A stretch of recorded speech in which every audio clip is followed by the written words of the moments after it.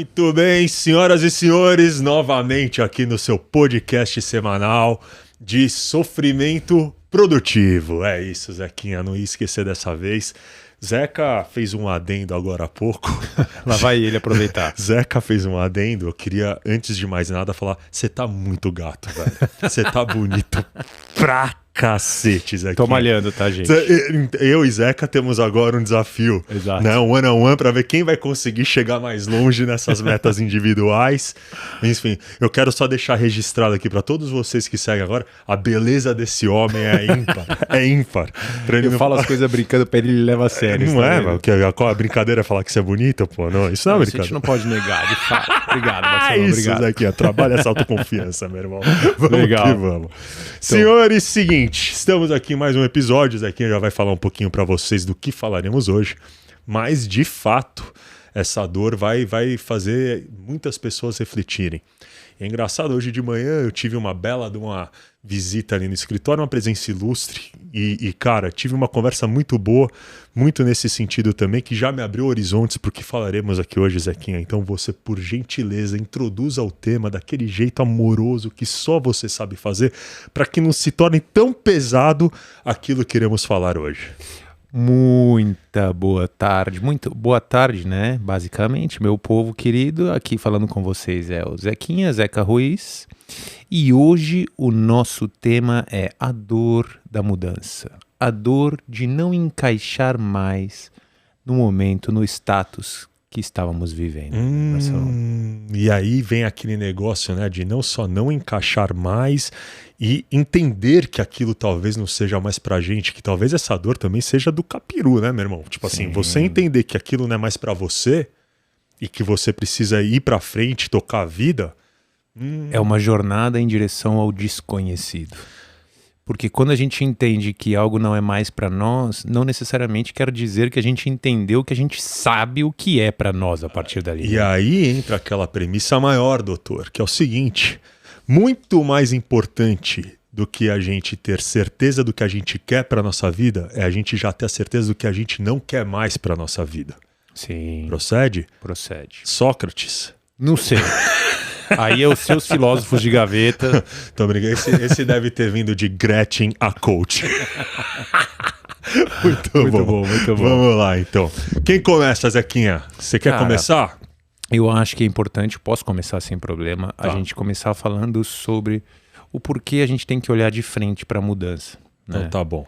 Eu entendo, se eu não me engano, eu não sei exatamente qual foi o pensador, filósofo, psicólogo, não sei, que falou isso, mas essa é uma frase que a gente vê muito no mundo do desenvolvimento, de que a única constante da vida é a mudança.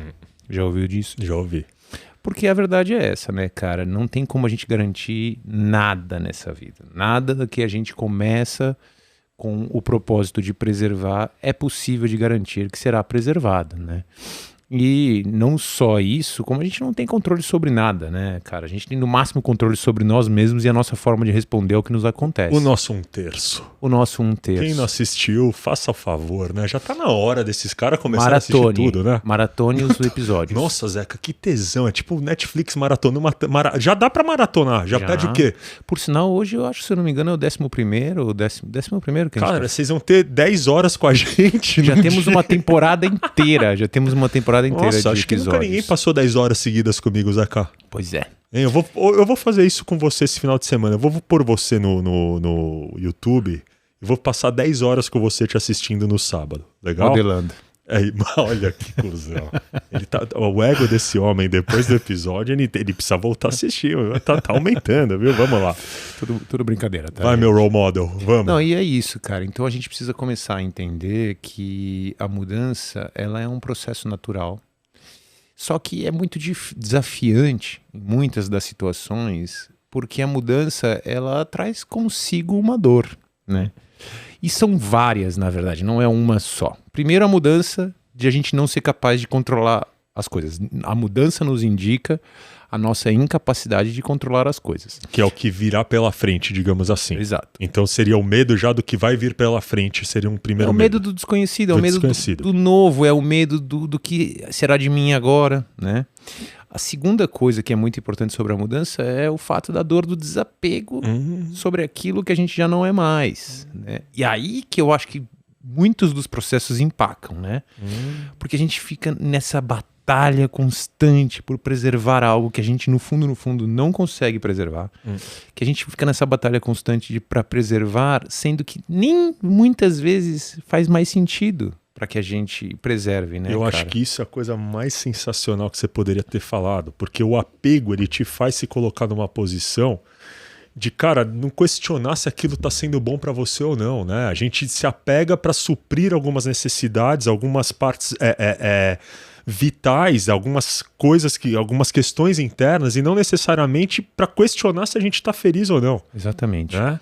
E a gente pode pensar nisso, por exemplo, na verdade eu vou até já fazer essa ponte, porque esse episódio de hoje, ele veio a partir de uma caixinha de perguntas que a gente colocou lá no Instagram.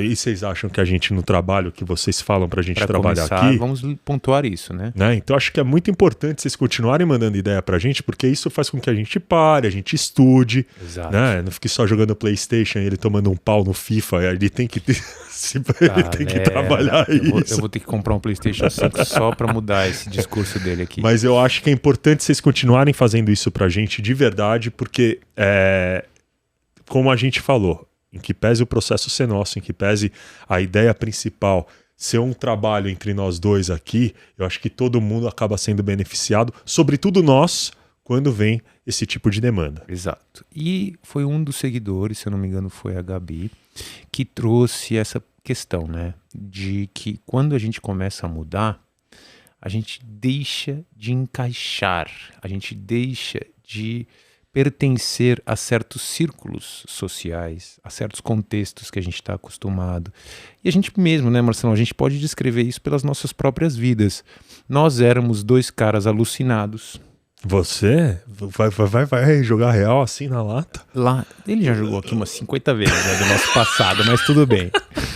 Te amo, meu. Viu? Mas quando a gente tinha lá os nossos 19, 20 anos, a gente tinha, assim, certas prioridades que hoje em dia não são tão importantes pra nós, né, não cara? São. E se fossem, provavelmente... Inclusive, não... a gente tinha fígado pra ter aquelas prioridades. Hoje a gente não tem mais. Vamos combinar que se essas prioridades ainda fossem relevantes pra nós, a gente não estaria aqui. Não estaria aqui, definitivamente. E naquele momento, a gente vivia plenamente aquela possibilidade, aqueles valores, aquela exploração. Só que chegou um momento, cara, que de repente já não fazia tanto sentido para que a gente seguisse aquele caminho. E a gente começou a duas. Eu me lembro comigo, né, no meu movimento de mudança, que eu não aceitava muito bem isso, cara. Eu tinha familiaridade com aquele contexto. Eu tinha poder, né, sobre... O Marcelão. Não. Eu tinha poder sobre como interagir naquele contexto, ou seja, eu tinha certo controle do que eu estava fazendo ali. Eu sabia já como lidar com situações diferentes. O que a gente está falando aqui é de balada, curtição e tudo isso. Bariloche, nossa primeira experiência. Só que chegou um momento ali que, né, as coisas já não faziam mais tanto sentido. E eu, particularmente, sofri bastante. Eu acho que a gente pode até, inclusive, trazer aqui um detalhe. Não um detalhe, mas um modelo. Que eu acho que é o modelo que mais serve de utilidade para muitas questões na gestão da mudança. Inclusive é um modelo que veio a partir da terapia familiar, da Virginia Satir, mas que é universalmente utilizado no contexto das empresas, para administração de mudança, nos contextos organizacionais. Que seriam momentos, por exemplo, que a gente passa dentro de uma gestão de mudança. Exato, porque as empresas estão constantemente, principalmente na era digital, tendo que lidar com as mudanças, com as inovações, com tudo que vem surgindo, né? Se a gente se considera num contexto onde as coisas não vão mudar, onde a gente vai ficar, né, sempre seguro naquela forma de trabalhar, inevitavelmente a gente vai perder espaço e a empresa vai quebrar. Deixa eu só te fazer uma proposta. Antes da gente entrar no modelo, que eu acho que a gente já vai para uma parte de resolução, vamos tentar entender, nós dois aqui, o que motiva um ser humano a mudar? Ou seja, qual é a dor, então, que a gente começa a sentir se você achar que é legal a gente falar sobre isso, é claro, nesse momento, qual que é a dor que a gente começa a sentir antes, porque o modelo, eu tô entendendo que até também trouxe algumas coisas para falar nesse sentido, ele vai meio que trazer uma solução pra gente do processo. Não só, mas vai trazer uma compreensão também, mas aproveitando isso que você tá dizendo. Mas vamos tentar entender, até para ficar um pouco claro para vocês, né? Qual é o momento que eu preciso começar a me questionar se não tá na hora de mudar? Eu acho que, cara, isso não acontece racionalmente. É uma coisa completamente irracional no teu... Eu acho que a gente tá indo bem. Em que pese a gente racionalizar isso, né? Porque a gente se toma conta em um determinado momento que não tá mais legal pra gente o status quo, não é isso? Esse é o ponto. O que é o status quo? A definição é o estado antes da guerra. Tá. Né? O status quo é tudo está funcionando, tá tudo estável, tá tudo belezinha. E o que acontece? Algo muda. Algo muda. Pode ser qualquer coisa. Você às vezes tem uma discussão séria com alguém, a pessoa fala para você algo que você não tinha consciência sobre os seus comportamentos. E no momento que você cria essa consciência, começa uma transformação. Pode ser que você descubra uma doença. Pode ser que uma pessoa querida sua descubra uma doença. Pode ser que você receba uma proposta. Pode ser que você veja um filme. Pode ser que você leia um livro. Qualquer coisa nesse sentido. Pode ser que você se apaixone. Sim, e isso eu estou entendendo quando a gente fala dessas mudanças ativas, ou seja, a gente recebe os inputs do ambiente e isso proporciona a gente uma nova visão sobre aquilo que a gente estava vivendo. E é sempre assim a mudança do meu ponto de vista. Agora, mas você não acha que a gente teria também um ponto de mudança que é uma coisa intrínseca, ou seja, interna? Tudo isso acontece a partir de um gatilho. Sempre vai ter um gatilho que vai disparar aquela necessidade que talvez estivesse dormente. Por exemplo, você fazer uma terapia. Nesse caso tem um gatilho. Você concorda? Não, eu concordo com você, mas acho que a terapia, o autoconhecimento, ou o desgaste de uma relação, por exemplo. Também é um novo elemento. Você tem um insight, você bate num limite. Você está vivendo o status quo. O status quo tem os limites dele para a estabilidade, mesmo que seja no conflito. Aquele conflito é certamente corriqueiro na sua relação, mas não tem nada de muito novo ali. Até que chega um momento que você enche o balde, entendeu? O balde transborda. E aí, esse é um novo elemento. Eu estou transbordando. Chega, não aguento mais. Não aguento mais. E preciso mudar esse status quo. Preciso mudar o status quo. Normalmente tem um novo elemento. Tá, ótimo. Um elemento que entra e atualiza aquela equação que estava estável. Né? Seria uma mudança, digamos assim, num ambiente em que você já estava adaptado. Exato. E aí tem um outro ponto, né? Porque o ser humano, nós, seres humanos, como um cérebro que foi desenvolvido pela natureza... Agora vem, isso, quando ele fala é pra mim. Vai, fala. Não é só pra você, não. Mas nós todos temos essa condição primordial de preservar energia. Na verdade mesmo, nós ainda estamos operando com cérebros de coletores, caçadores-coletores. A gente não atualizou o nosso cérebro como a nossa sociedade está atualizada.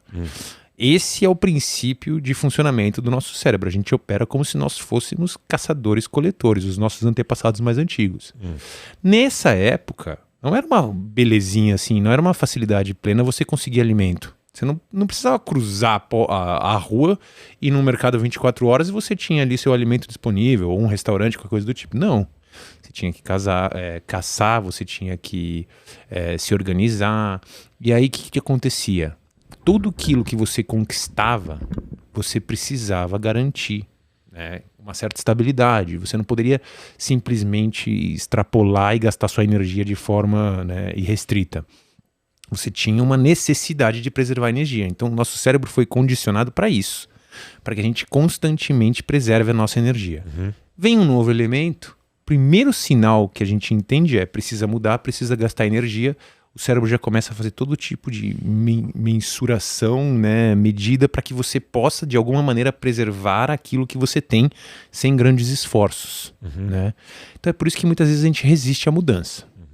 Por isso que essa é uma dor também, a dor da resistência à mudança. E aí é onde eu queria entrar um pouco, aí talvez a gente possa evoluir já para começar a falar dos modelos. A dor da resistência à mudança, ela está atrelada a uma necessidade que o ser humano de fato tem do conforto de um status quo. Exato. Né? E a gente, quando estuda a parte de zona de conforto, das zonas de conforto, a gente vai entender que a zona de conforto é o lugar mais desconfortável que um ser humano pode estar na vida dele. Porque existe a intenção de sair, existe a compreensão de que aquilo não tá bom para ele, né? Até porque se ele não pensa dessa forma, ele não vai se pôr numa posição de estar confortável, ele vai estar em constante ação. Então ele está num ócio, digamos assim, mental, construtivo, motivacional, num lugar em que ele está só recebendo os prejuízos, só que sem a força necessária, a coragem, ou o que quer que seja. Ou aprendizado, conhecimento. Ou conhecimento necessário para poder sair daquela zona, né? Exato. E aí entra aquele processo da sabotagem humana, no processo decisório para mudança.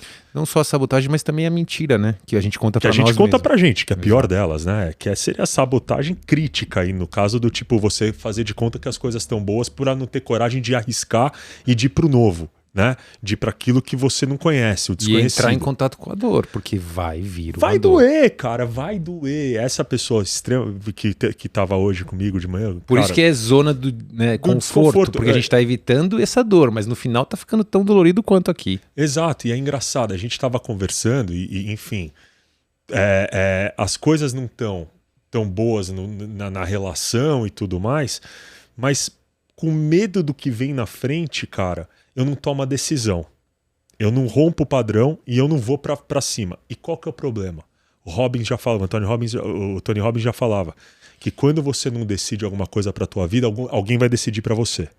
Totalmente verdade. E aí o problema é esse. Se você não toma essa decisão, o outro vem e toma uma decisão, o teu status quo que você poderia gerenciar num processo de mudança por você ter decidido tocar a vida e encarar o medo do desconhecido, vai vir 3 vezes pior, porque daí você vai ser jogado nesse lugar de ter que conhecer as coisas. Porque você teria a opção de fazer isso conscientemente. Cara, e é óbvio, essa ou passivamente, ativamente ou passivamente, né? E a consciência, né, dessa ação, de você tomar uma decisão para buscar o positivo e parar de ficar evitando o problema, né, evitando o negativo, é o que provoca a dor da incerteza. Se você está fazendo a coisa certa, se você vai estar realmente se livrando do problema, ou se esse problema vai voltar a repetir e tudo mais. Você me ajudou muito nesse ponto quando eu estava nesse processo de mudança, né, ao falar para mim direto, velhão, cara, foca em você, foca no que você quer, para de se preocupar com os inputs do exterior, agora é hora de você se conhecer, agora é hora de você olhar para dentro, porque é isso, cara, né? E é impressionante, Zeca, cara, assim, eu tô outro, meu irmão, eu tô outro. Sim. Né? Acho que você sente isso. Mas isso é o bacana, né, cara? Porque quando você mergulha na sua mudança, normalmente você descobre do outro lado um potencial que você mesmo tinha se desconectado. Eu costumo dizer que a gente tem muito medo de cruzar essa cortina de fumaça que fica na nossa frente diante do desconhecido, né, cara? A sensação que a gente tem é que a gente tá na beira de um abismo e que se a gente der um passo além da cortina, a gente vai cair. Mas normalmente não é o que a gente descobre, é que a cortina tampa a nossa visão e somente quando você dá esse salto, que é o salto de fé, eu lembro que foi dessa, esse termo que a gente trabalhou tanto nas nossas conversas, né? Existe a necessidade de um salto de fé, você precisa mergulhar. É o risco, né, cara? Aquele negócio, puta, eu não sei o que vai vir agora, cara. E essa é a maior dor, né? Eu lembro quando você me falou do salto de fé, cara, que foi uma coisa muito interessante. Eu não tinha entendido o que era o salto de fé, né? Até porque eu falei, cara, qual é o comportamento que eu preciso ter especificamente para conseguir realmente sair desse contexto ruim que eu tô? E aí, num término de relacionamento, acho que o salto de fé, ele vem justamente quando você se desapega de tudo aquilo que você ainda estava apegado. No meu caso específico, foram dos bens, né? Que estavam comigo. Quando eu devolvi, cara, e aí eu lembro da gente ter se falado no final do dia, cara, é uma coisa gritante assim, né? Porque eu acho que você vai com o medo do que você vai encontrar naquele momento, porque você ainda tem aquele receio do será que volta, será que não volta, será que vai dar certo, não vai dar certo? Mas a partir do momento que você faz a tua parte e acredita que você fez tudo o que você poderia ter feito naquele status quo e aquilo não funcionou, e aí vem a palavra, aceita as coisas do jeito que elas são e que você não cabe mais naquele lugar, porque aquilo talvez não seja mais para você, tá pequeno demais para o quanto você quer crescer, para o quanto você quer expandir, você tem a coragem de dar o salto de fé. E aí entra de volta na zona de conforto, né? Porque a gente fica na zona de conforto porque a gente está preso a partir dessa cortina de fumaça, e sair da zona de conforto é um salto de fé. É um salto de fé, é um salto em direção ao caos, é um salto em direção ao desconhecido. Não haverá estabilidade, não haverá conhecimento, não haverá senso de que você naquela situação dá conta. Pelo contrário, você vai se sentir fragilizado. Exatamente. Só que no momento que você cruza, você está na zona de conforto, está sentindo todo esse desconforto que a gente comenta, que a zona de conforto, de conforto nos gera, com medo de que do lado de lá tenha muito mais desconforto, e aí você descobre que o desconforto que está do lado de lá existe, mas é menor do que esse que está aqui. Não, porque acho que quando você dá o salto, como você falou, quando a gente vai em direção daquilo que a gente realmente quer, né? E que não só quer, porque não necessariamente a gente sabe o que a gente quer, mas a gente sabe que a gente tem que se livrar de alguma coisa que está consumindo a gente, que é essa zona de conforto. Quando a gente vai em direção a isso, cara, essa ação ela é muito menos agressiva pra gente do que a permanência no problema. E do que você imaginava que seria. Porque na tua concepção mental, também, o lado de lá é muito pior que o lado daqui. Pior. E geralmente é o contrário, aqui é muito pior. E aí existem algumas premissas da gestão de mudança, quando a gente fala de gestão de mudança, né? A principal delas, cara, não existe mudança pra pior. Uhum. Não existe mudança pra pior, Zé K. Né? Eu, particularmente, nunca vivi, eu parei pra pensar muito nisso, tá? Em que mudança eu fiz na minha vida que foi pra pior. E eu vou te falar, em termos de abrir mão de relacionamento, de amizades, né? No momento você sofre, você se questiona se de repente, você tá fazendo a coisa certa. Mas depois de um tempo você começa a ver que aquilo foi o melhor que você poderia ter feito pra você. Inclusive numa relação, quando você sai de um relacionamento, entra em outro relacionamento, que depois pode até vir a ficar pior do que o primeiro.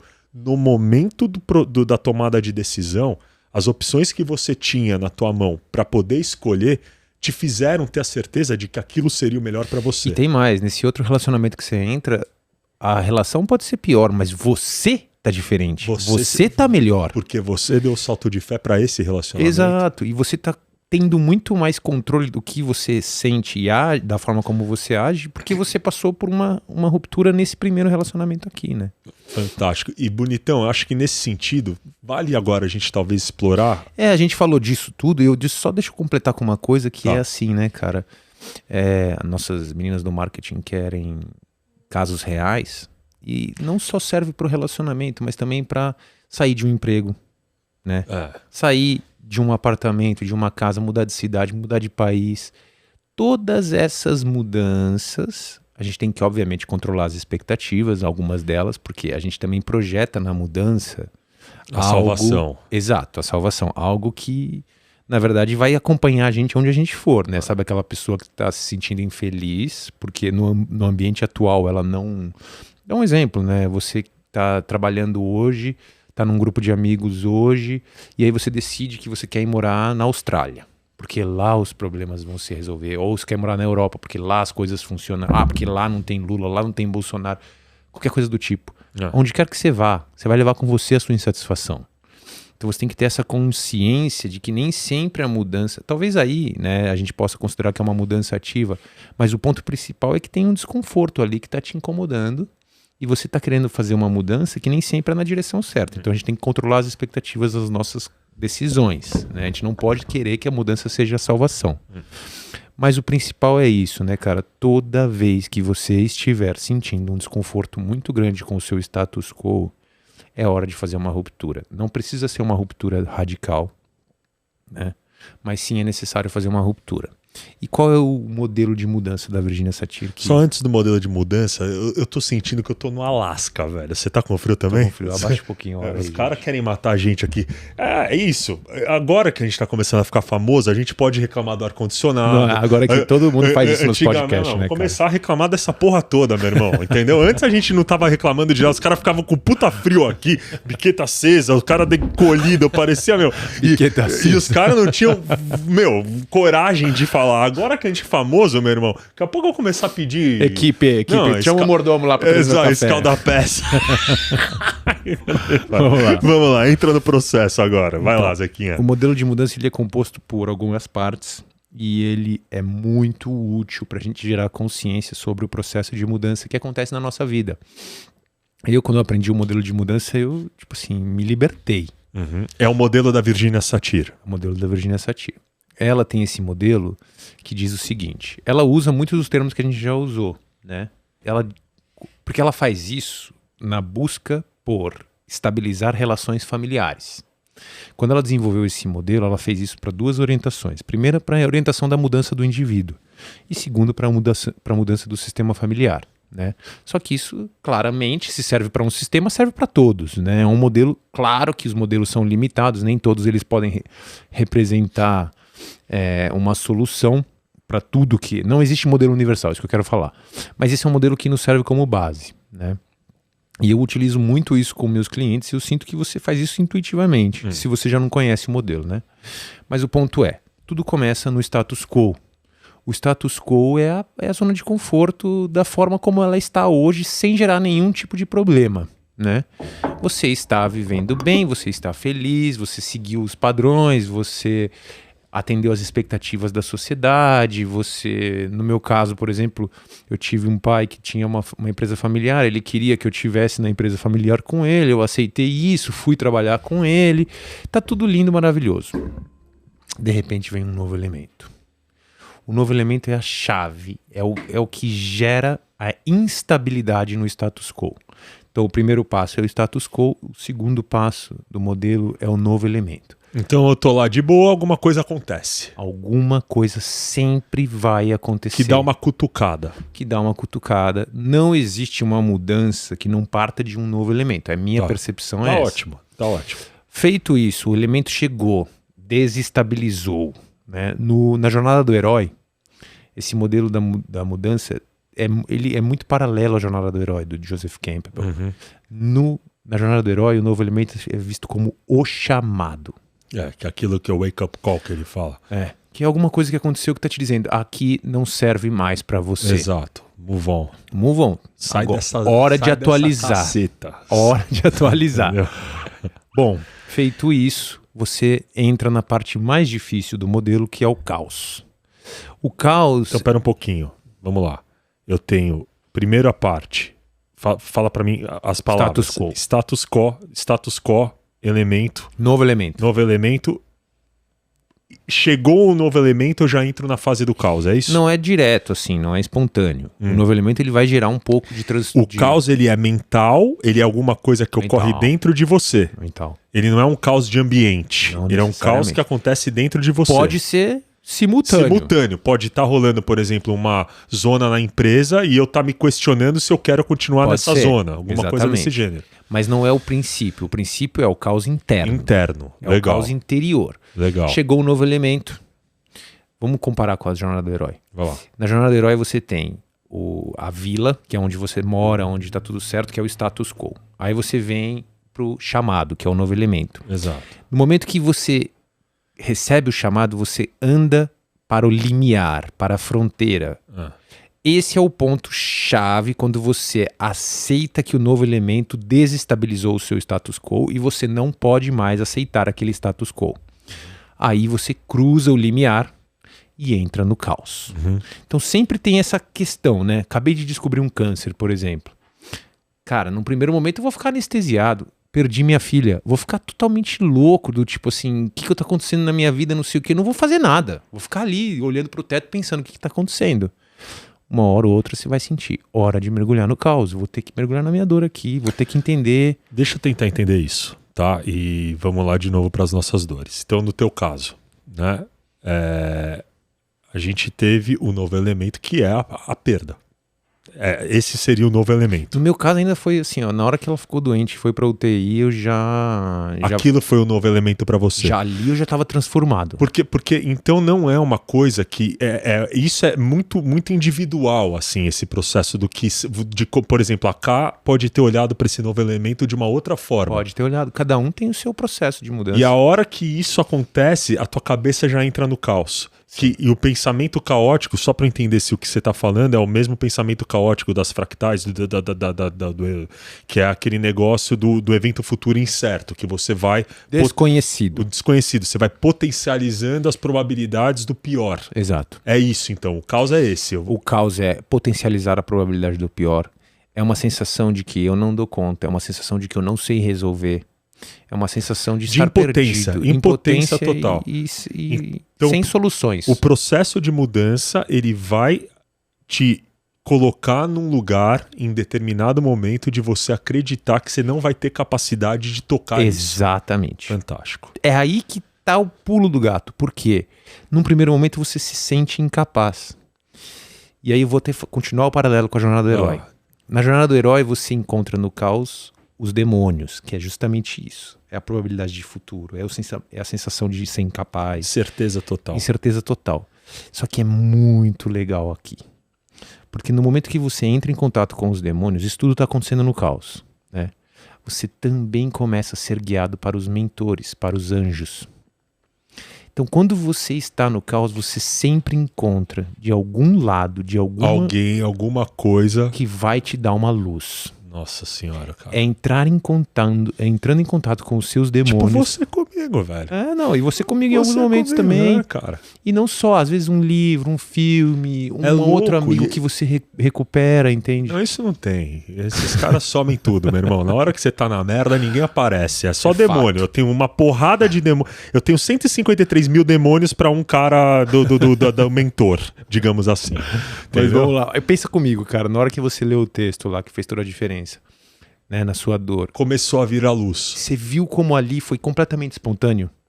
Não foi algo que você estava procurando. Você estava na dor e sua atenção foi para um lugar que te ajudou a resolver o seu tema. Caralho, cara, que louco isso. Isso Zé, é a mudança. Ela é um processo dinâmico. A gente não tem controle, principalmente no caos. Porque você não cria isso, né, cara? Não é uma coisa que você vai falar, bom, agora vou pro caos, agora vou pro não sei o que lá.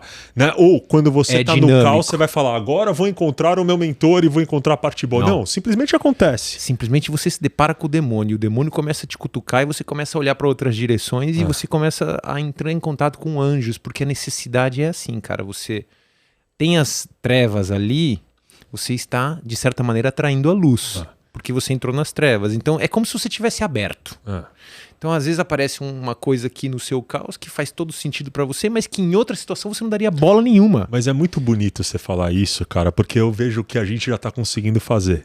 Dadas as mensagens que a gente recebe de vários de vocês, no sentido do tipo, cara, vocês estão me ajudando. Cara, eu tô nesse momento de vida do que você acabou de falar. Cumprindo o papel de anjos. Olha, cara. Mentores. Porra, quem diria, hein, na velho? No caos da mudança. Quem diria a gente virar anjo, hein, Zé? Quem diria, cara? Enfim, e aí esse processo te leva para um ponto de escolha.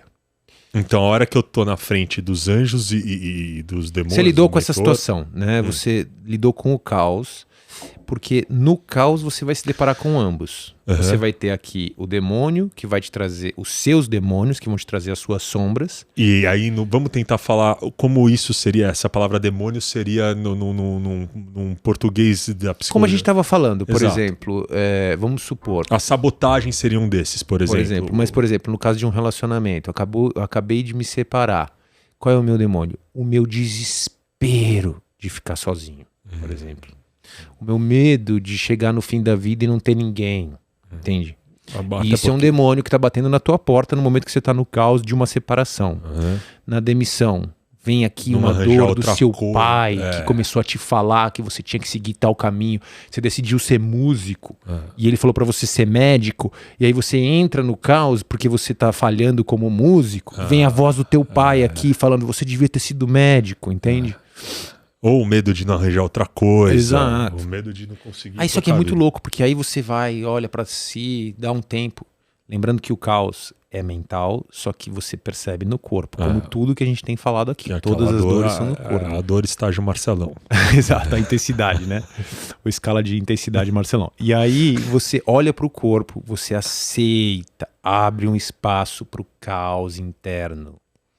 Essa parte é muito importante. No momento que você abre um espaço para o caos interno, deixa o caos acontecer, não controle o caos, você não tem poder de controle sobre o caos. Aceita. que você até falou no começo do podcast, aceitação é um Aceitação, ponto-chave. Então aceita o teu caos, aceita os teus demônios, tá ali te incomodando, tá te fazendo se sentir a pior pessoa do mundo, tá. Vai vir Em algum momento. vai chegar uma luz. Acontece dos jeitos mais incríveis isso. Me lembro, por exemplo, quando eu tava meio que surtando, porque eu já tava no 3º ano de faculdade, não tinha trabalho nenhum. Meus colegas todos de faculdade já estavam começando a fazer seus estágios e tal. Meu pai tava me pressionando, querendo que eu trabalhasse. Aí o Pesca te ligou. Olha a imagem aí, Pesca. Aí eu saí um dia, encontrei o Pesca e fiquei bem mais leve, né? Brincadeira. Zoeira, Pesquinha, a gente tem que parar de ser filha da puta, viu? Não, cara? a gente tá brincando só. Ó, você tem que entender. E foi ele que começou. Você é um burro. O cara mandou mensagem pra mim, que episódio vocês falaram de mim, porque eu... Ele tá com medo. Só todos. Não, vamos lá, mas é brincadeira, gente. Parece que ele é um cara genial. Ele tem todas as qualidades dele. E aí... Ele Pesca como um cara estudioso, ele é um ótimo jogador de basquete, velho. Ele pode não ser muito estudioso, mas ele tem outras qualidades.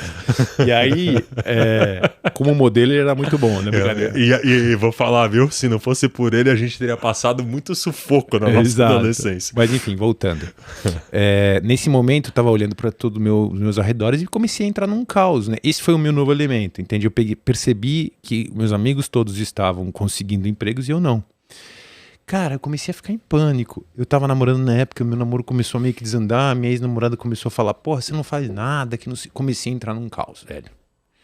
Por causa que eu quero estar com um cara que tem futuro, você tá aí na faculdade, eu tava com tipo 20 e poucos anos, meu pai me bancava. Vai que você me procurou, vai que você me ligou.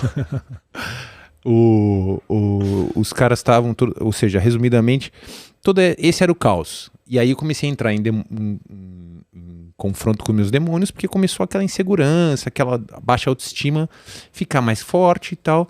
Cara, eu fui no posto de gasolina comprar numa conveniência lá, sei lá, uma bebida, uma Coca-Cola, alguma coisa. Saindo do posto eu encontro um cara. Esse cara tava abrindo a agência dele de design em Nova Odessa, que é uma cidade do lado de Americana, onde eu moro. E eu conheço esse cara de outros rolês, de outros lugares, de outras baladas, e eu começo a conversar com ele. Porra, cara, você por aqui, não sei o que. Mano, resolvi voltar. Meu pai faleceu, eu decidi largar minha vida em São Paulo, vim começar um estúdio aqui. Falei, fala sério, estúdio do que? Ele? De design. Eu, mentira. Cara, eu tava pensando, tô precisando, vamos começar... Fechou, cara. 2 dias depois o cara me ligou e falou, vem trabalhar comigo. Isso determinou o meu caminho profissional, porque foi dali que eu comecei. É incrível, né, cara? Cara, acontece de onde você menos espera, mas você tem que acolher o seu caos. Não, e mais, eu acho que também tem um outro lado que é importante a gente deixar claro aqui. Você acolhe teu caos, você vai lá pro problema, você entra em contato com a dor. Você entra em contato com a dor, porque se não tiver a dor, cara, não tem a mudança. Não vai ter mudança sem dor. Não vai ter. Se eu não tivesse em dor nesse momento, eu não teria me jogado e falado, cara, eu tô precisando disso. Tô precisando, porque daí vem o ponto. Você só vai precisar de alguma coisa que vai te trazer estabilidade se você estiver desconfortável. Se você estiver instável, exatamente, né? E o ponto, cara, que é muito interessante é: eu preciso aceitar as propostas positivas para me tirarem dessa dor. Porque o que acontece na maioria das vezes, o orgulho, o ego, né? Ele não te permite aceitar... Se abrir. Para os mentores, para os anjos. Não, se abrir para qualquer ser humano. Que são os anjos, né? Na metáfora que a gente está construindo. Exatamente, cara, é uma coisa muito louca, porque nós dois, a gente está com um podcast, a gente recebe várias mensagens. Você deixou de responder alguma? A gente responde todas. E nessas... Tudo bem que a gente não tem 100 mil seguidores ainda, né, Marcelo? Mano, a hora que eu tiver, aí vocês não vão mais me ver. Mas tudo bem. Por enquanto eu dou valor pra vocês, isso que ele tá dizendo. É isso. Até o meu se bem que eu já sou um podcastzão, não sou mais podcastzão. Não, já subiu de Não, mas a gente responde, cara. A gente tenta fazer o que a gente pode fazer, porque justamente a gente entende que é nesse momento que a pessoa precisa dessa luz. Totalmente. Né? E, cara, é bizarro. As pessoas que...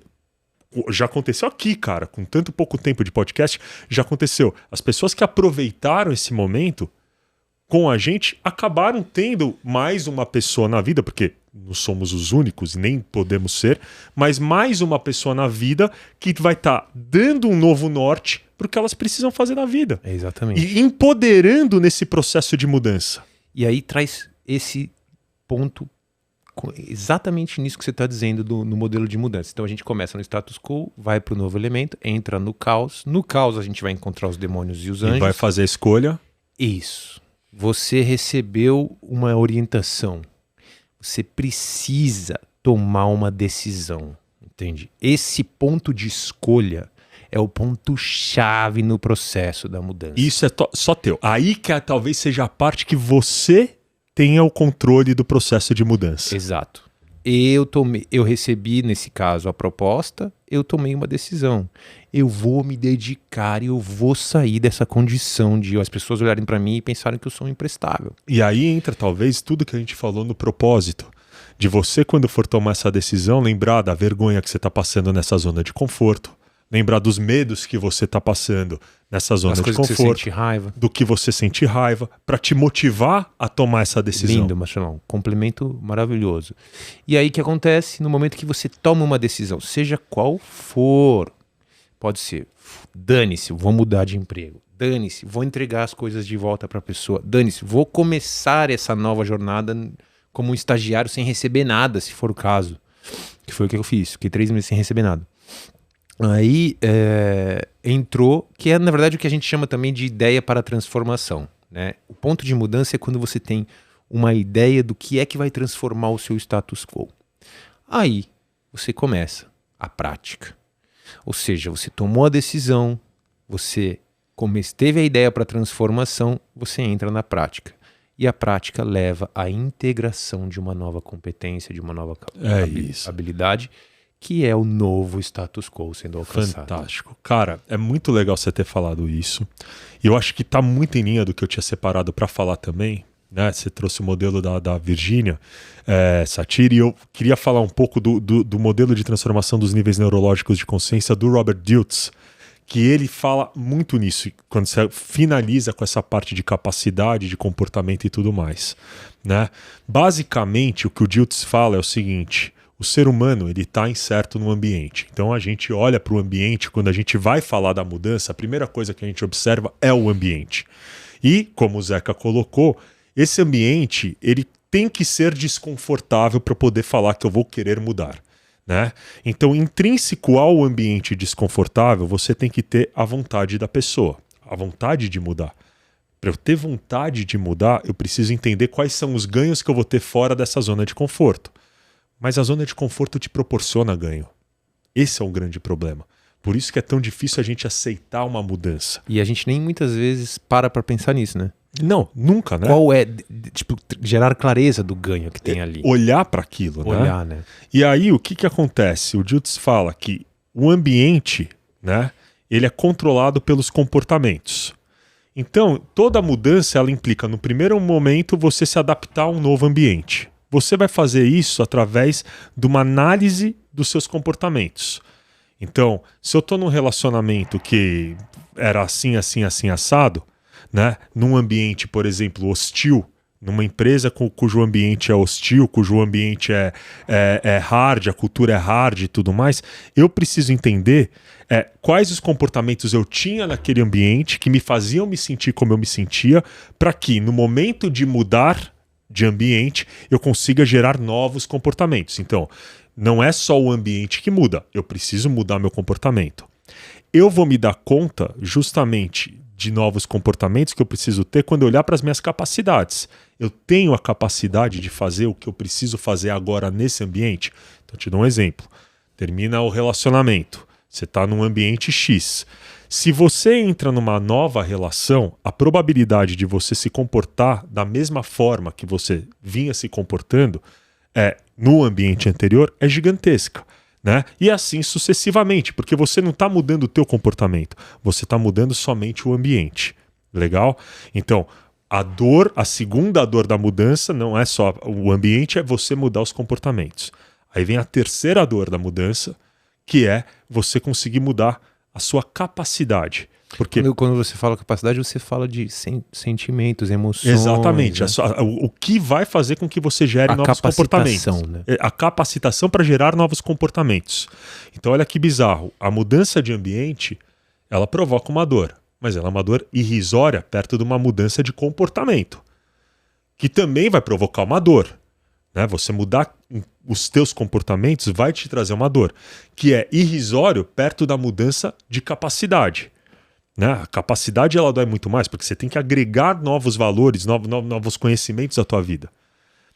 E essa capacidade, você só vai querer desenvolver uma nova capacidade para o ambiente que você está inserido, né? Para ter novos comportamentos, para gerenciar esse ambiente, se as suas crenças mudarem. Então, não tem como eu fazer a mudança de ambiente se eu não tiver uma adaptabilidade da crença que me motiva a gerar capacidades para gerar comportamentos e gerenciar esse ambiente. Então, se dói mudar um comportamento, se dói mudar uma capacidade, imagino que não dói mudar uma crença. É o fato de você ter um efeito cascata, né? Exatamente. Você muda a sua crença, que isso gera novas capacidades, novas formas de sentir, Exato. que irão gerar novos comportamentos naqueles ambientes. Então, por exemplo, no ambiente do relacionamento. Eu tenho uma crença de que, por exemplo, conflitos são sempre ruins. Né? Esse é o ambiente. O ambiente hostil. É um ambiente hostil do meu relacionamento. Eu estou na minha casa e eu estou tendo muita discussão com a minha esposa na minha casa. Quando a gente está na rua, não, mas quando a gente está em casa, sim. Esse é o ambiente hostil. Quando eu estou me comportando dentro desse ambiente hostil, eu estou gritando, ela está gritando, eu estou gesticulando. Esse é o comportamento. Esse é o comportamento. As capacidades que eu estou fazendo uso ali são raiva, indignação, insatisfação. Comunicação agressiva, todas as capacidades. Exato. A crença que eu estou usando é quem briga... ou seja, é desconfortável brigar, por exemplo. Não, você está usando uma crença... Pode ser, mas você está usando uma crença do tipo assim, ela só vai entender se eu gritar com ela. Por exemplo. Ela só vai me respeitar se eu falar mais alto. Perfeito. E aí, então, eu atualizo essa crença. Exato. Ou, ao atualizar essa crença, a partir do desconforto que eu estou vendo no ambiente, não é isso? Exato. Eu atualizo essa crença e digo assim, controlando a minha comunicação, procurando mais a linguagem do eu, procurando uma comunicação não violenta, expressando meus sentimentos e minhas necessidades, talvez eu tenha um sentimento diferente que vai me levar, por exemplo, a sentir paz, a sentir tranquilidade, a sentir alinhamento interno, que vai me levar a falar num tom mais ameno, Exato. gesticular de forma menos aberta e mudar o ambiente. Exato, mas é fantástico, fantástico. Então, assim, a mudança de ambiente, ela se dá através da mudança das crenças, que vão fazer com que você gere novas capacidades, novos comportamentos e aí consiga gerenciar aquele ambiente. Mas é muito louco, porque como você tem esses níveis, né? Ambiente no nível primário, comportamento, capacidade e crença no último nível, antes de você formar a tua identidade, é chocante, porque por mais que você mude a crença e gerencie, se o ambiente também não proporciona a mudança, vai voltar um comportamento para gerenciar aquele ambiente, uma capacidade, e a crença volta a ser aquela. Por isso, a necessidade de mudar um ambiente, quando você se depara com uma nova crença. Quando você realmente começa a acreditar que você não cabe mais naquele ambiente, que aquilo não é mais do teu tamanho, a gente tem que sair daquele ambiente, porque senão a gente entra nesse ciclo, nesse dinamismo de sempre repetir os mesmos comportamentos para gerenciar aquilo. Sim. Né? Não adianta você mudar e o outro não mudar. Sim. Não adianta. E aí o fato é, né, cara, você atualizou suas crenças, atualizou suas capacidades, atualizou seus comportamentos, passou pelo modelo de mudança inteiro, né? Integrou tudo isso e o ambiente continua hostil. Muda o ambiente. Né? Exato. Aí é a mudança que a crença te proporcionou. Exato. Então, você não vai mudar o ambiente hostil, mas você vai mudar você daquele ambiente. Você vai mudar de ambiente. Exato. Você não vai mudar o ambiente, você vai mudar de ambiente. Sim. E por isso que é tão importante o autoconhecimento, cara. Né? Porque as pessoas, elas mudam de duas formas. Né? O amor e a dor. Não, eu nunca vi ninguém mudar por amor, meu irmão. Nunca ouvi. Eu mudo porque eu tô me fudendo, eu quero conseguir alguma coisa melhor pra minha vida, né? Nunca vi ninguém falar assim, eu me amo o suficiente, eu tô numa relação tóxica, eu me amo o suficiente, eu vou embora porque eu sou super autoconfiante. Malandro, se você tá numa relação tóxica e tá nessa relação, é porque você não se ama o suficiente pra estar com uma pessoa que gera isso em você. A gente ainda não tá na capacidade. A gente é capaz de aprender pelo amor também. Não. A gente aprende pelo amor, mas a gente não muda por ele. E eu não acredito na mudança do amor. Agora a gente pode sair na mão aqui, se você quiser. Vamos aprender. A mudança pela dor na prática. Na prática. Não, porque isso, Zeca, eu acho que são alguns jargões que a gente ouve da vida. Não, cara, são os clichês, né? Eu concordo. Eu mudo pelo meu amor próprio. Pelo meu amor próprio eu mudo. Então assim, a partir do momento que eu começo a me amar, só que pra eu poder ter o amor próprio, pra eu exercer o amor próprio, eu tenho que sofrer antes, velho. Ninguém acessa o amor próprio se antes não se põe numa posição de entender que precisa se amar. Na verdade é assim, né, cara? A gente falou isso no primeiro episódio, eu acho. São duas certezas na vida. A morte e a dor. Exato, velho. Exato. Não existe ser humano que, em hipótese alguma, consiga ser imune, né? Não sinta dor alguma. Exatamente. Ou seja, ele não é imune à dor. Não. Todos nós somos suscetíveis ao sofrimento, à dor e ao sofrimento. Cara, o sofrimento sendo um pouco mais e a felicidade prolongado do ser humano tá em como a gente enxerga essa dor. Se ela é algo produtivo ou ela é algo destrutivo. Né? A diferença entre alguém que vai se dar bem ou mal na vida é como você leva a dor da tua vida. E aí vem, né, cara, porque se a mudança é a única constante da vida, já completando a Gestalt aqui, né? Vai lá. Se a mudança é a única constante da vida é a mudança. E a gente olha para a mudança como uma inimiga, sendo algo destrutivo, a tendência é que nós entremos numa dinâmica de profundo sofrimento. A gente nunca vai ser capaz de usar a dor da mudança a nosso favor. Agora, se a gente olha para um podcast como o nosso e diz, mais dor, por favor, manda. É só isso que você tem. Porque isso é interessante, né? A gente foi questionado. Por que vocês estão chamando de mais dor, por favor? Né? Muitas pessoas falaram, várias são perguntas. loucos. Vocês são os puta masoquista, sádico, doente da cabeça? Não que a gente não seja. Até certo ponto, todo mundo é, né, Sim, Zeca? multipersonalidades. Mais dor, por favor, né, Zeca? Os caras estão querendo se matar. Mas a ideia foi essa, cara, né? A intensidade de quanto você recebe isso e o como você ressignifica todas as oportunidades que essa dor te traz para gerar uma mudança dentro de você. Para gerar, em último nível, o crescimento. Porque a mudança vista com bons olhos leva ao crescimento. Exatamente. Ao amadurecimento. Exatamente. A mudança vista com maus olhos leva ao sofrimento. Exato, ao desespero, cara. A desesperança, a vida acabou, perdeu o sentido. Permanecer no mesmo lugar, permanecer estável onde está, sem conseguir fazer absolutamente nada de diferente daquilo que está fazendo. Exato, então abracemos a nossa mudança, abracemos a mudança do mundo. É isso, que bonito. Você quer terminar? Termino. Então vai lá, bem bonito, Zeca. Quero aquele charme, tá?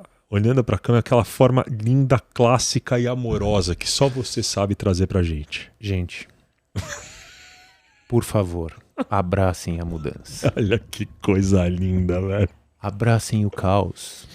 Procurem pelos seus mentores angelicais diante dos seus demônios. Entenda? E sim, aceitem. A graça da vida está aí. Muito obrigado por esse tempo. Gostou, né, Marcelo? Quase nada. Um poeta, né? Não vou falar nada, velho. Juro, depois dessa, só tenho a agradecer novamente a todos vocês. E esquecemos. Vai. Esquecemos. Temos que falar. Ficou tão empolgado com a minha beleza no começo do episódio que esqueceu. Porque ele realmente tá hoje mais bonito do que nunca, viu? Ele tá maravilhoso. A careca está lustradíssima. Eu juro. Como é que você fez pra ela ficar assim? A minha não fica tão lustrada, velho. Cara, jejum. Gilete? Fala a verdade. Tô fazendo jejum. Não. É como você raspou ela mesmo, limão. Eu quero saber. Não é. Tô zoando, tá, gente? Vai lá, pede o que você vai pedir pra eles e vamos embora. Pessoal, sigam-nos nas redes sociais, YouTube, Instagram, Spotify, compartilhem com seus amigos, marquem o sininho para receber as notificações dos próximos episódios e amem a mudança. É isso, porque ela vai trazer o melhor de vocês à tona. Isso. Muito obrigado, que eu não ia saber como terminar. Valeu, gente. Valeu! Até a próxima.